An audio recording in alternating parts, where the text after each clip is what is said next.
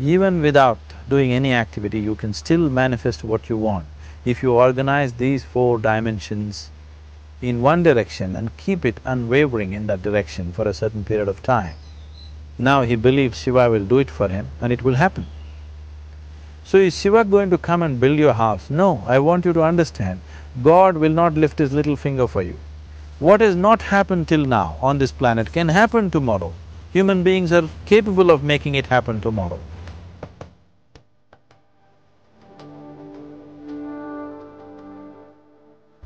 Everything we as human beings have created on this planet was essentially first created in our minds. All that you see, which is human work on this planet, first found expression in the mind, then it got manifested in the outside world. The wonderful things that we have done on this planet and the horrible things that we have done on this planet, both have come from the human mind. So if we are concerned as to what we create in this world, it's extremely important that first of all we learn to create the right things in our mind. How we keep our minds? If we do not have the power to keep our minds the way we want it, what we create in the world is also going to be very accidental and haphazard. So learning to create our minds the way we want is the basis of creating the world the way we want. There is a wonderful story in the yogic lore. On a certain day, a man took a walk. He went for a long walk. Accidentally, unawares, he walked into paradise. Fortunate, isn't he? He just took a walk and he landed up in paradise. After this long walk, he felt little tired. So he thought, oh, I'm tired, I wish I could rest somewhere. He looked around, there was a nice tree, underneath which there was very cushiony grass. So it was inviting. He went and put his head down there and slept. After a few hours he woke up, well rested, and he thought, oh, I'm well rested, but I'm feeling hungry, I wish I had something to eat. And he thought about all the nice things that he ever wanted to eat in his life. And instantly, all those things appeared in front of him. You need to understand, there the service is like that. Hungry people don't ask questions. Food came and he ate. Stomach became full. Then he thought, oh, my stomach is full, I wish I had something to drink. All the nice things that he ever wanted to drink, he thought about it and all of them just appeared in front of him. Drinking people also don't ask questions, so he drank. Now with a little bit of alcohol in him, you know Charles Darwin told you, all of you are monkeys, your tail fell away. Not me, Charles Darwin told you that you were all monkeys and your tail fell away and then you became human. Yes, definitely the tail fell away. But the monkey, in yoga, we always refer to an unestablished mind as markata, which means a monkey. Why we are referring to the mind as a monkey is, what are the qualities of a monkey? One thing about a monkey is, it's unnecessary movement. And another thing about the monkey is, if I say you're monkeying somebody, what does it mean? Imitation. Monkey and imitation have become synonymous. So these two essential qualities of a monkey are very much the qualities of an unestablished mind. Unnecessary movement, you don't have to learn it from the monkey, you can teach it to the monkey. And imitation is full-time job of the mind. So when these two qualities are on, a mind is referred to as a monkey. So this monkey became active within him. He just looked around, thought, what the hell is happening here? I asked for food, food came. I asked for drink, drink came. There must be ghosts around here. and ghosts came. Oh, the ghosts have come, they're going to surround me and torture me, he thought. Immediately the ghosts surrounded him and started torturing him. Then he started screaming in pain and said, oh, they're going to kill me, and he died. Just now he said he's a fortunate being. The problem is he was sitting under a kalpavriksha or a wishing tree. He asked for food, food came, he asked for drink, drink came, he asked for ghost, ghost came, he asked for torture, torture came, he asked for death, death happened. Now don't go looking for these kalpavrukshas in the forest. You can barely find a tree these days.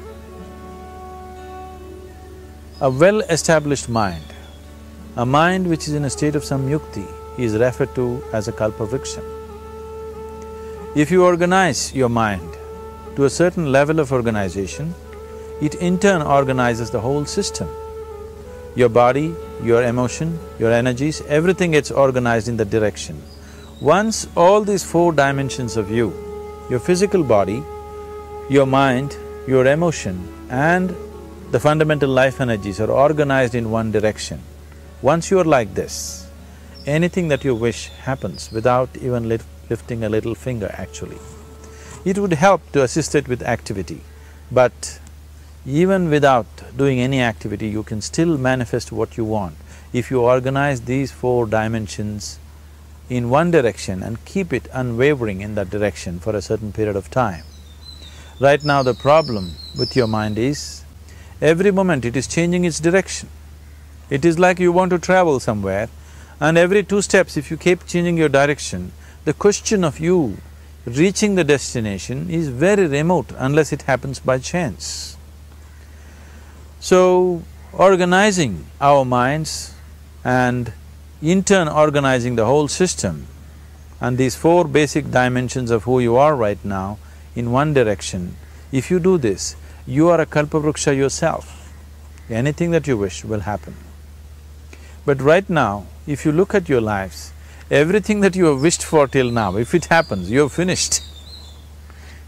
Everything and everybody that you have desired for, if all of that lands up in your house today, could you live with that? Once we're empowered like this, it's very important that our physical action, emotional action, mental action and energy actions are controlled and properly directed.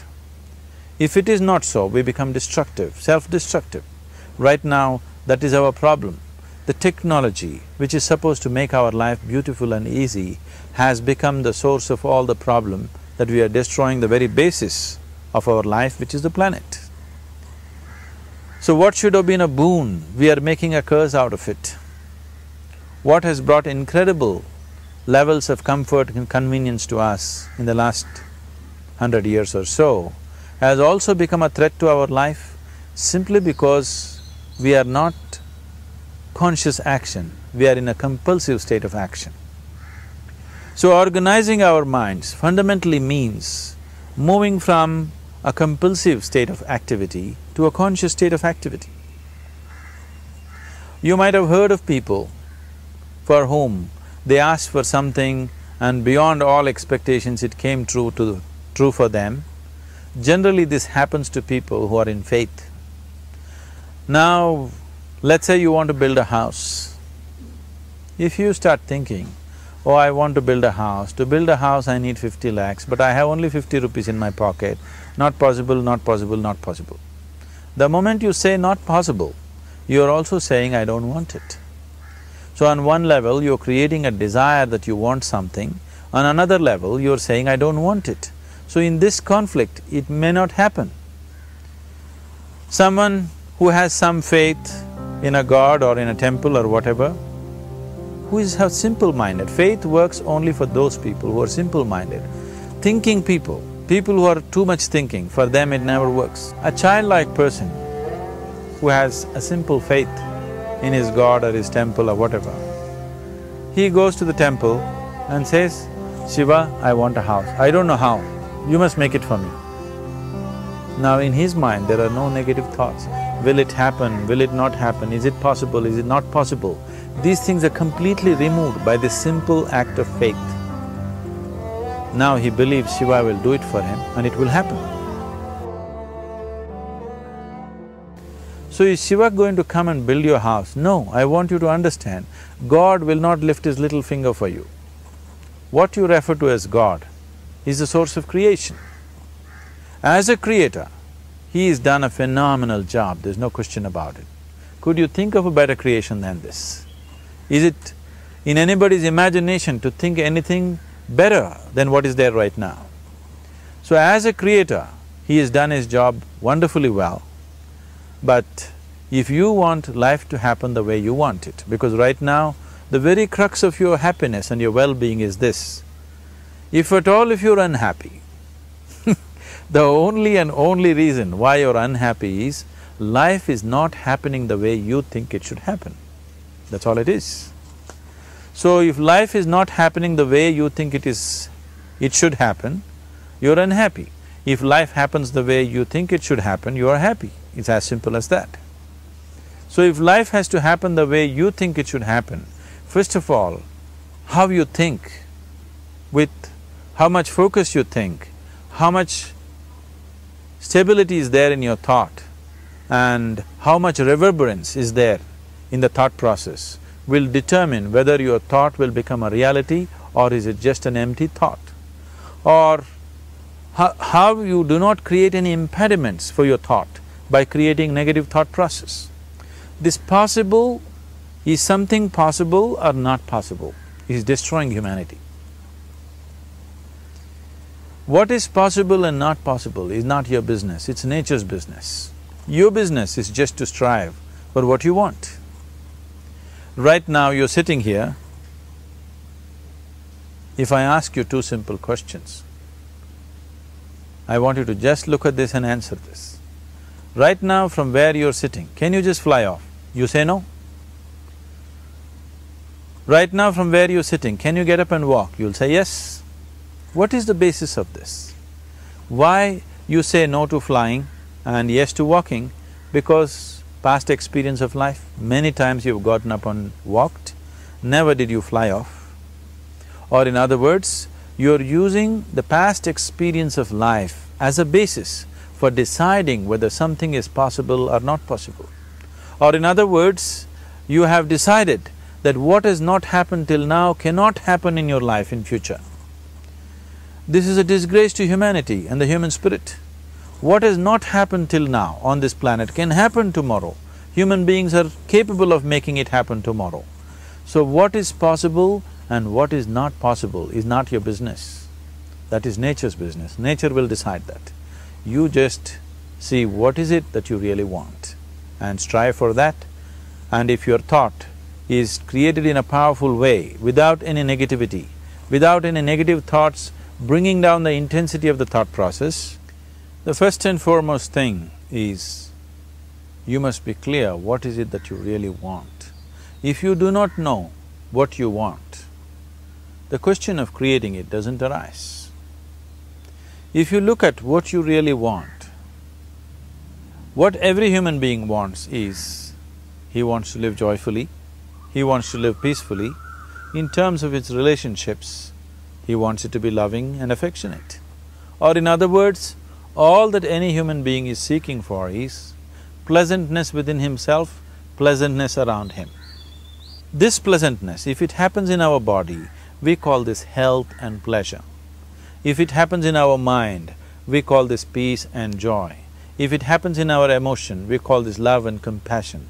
If it happens in our energy, we call this blissfulness and ecstasy. This is all that a human being is looking for.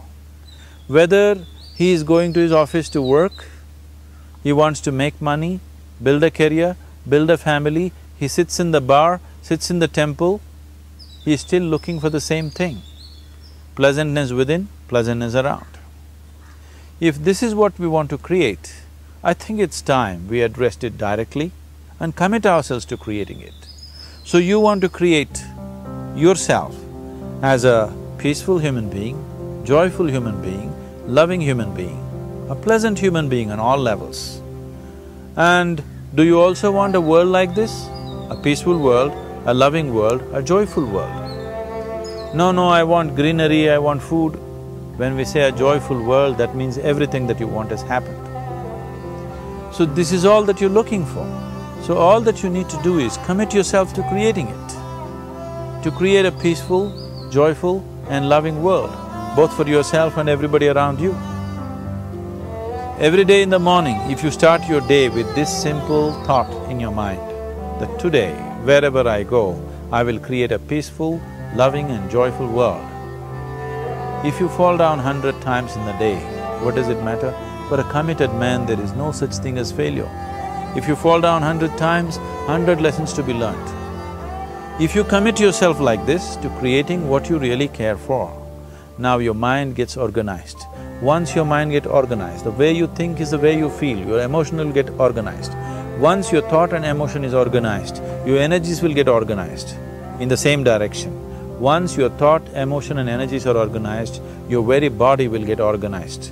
Once all these four are organized in one direction, your ability to create and manifest what you want is phenomenal. You are the creator in many ways. That which is the source of creation is functioning within you every moment of your life. It is just that, have you kept access to that dimension or not? Organizing the four basic elements of your life will give you that access. There are tools and technologies to do this. The whole science of yoga, the whole technology that we refer to as yoga is just about this, transforming yourself from being just a piece of creation to become a creator.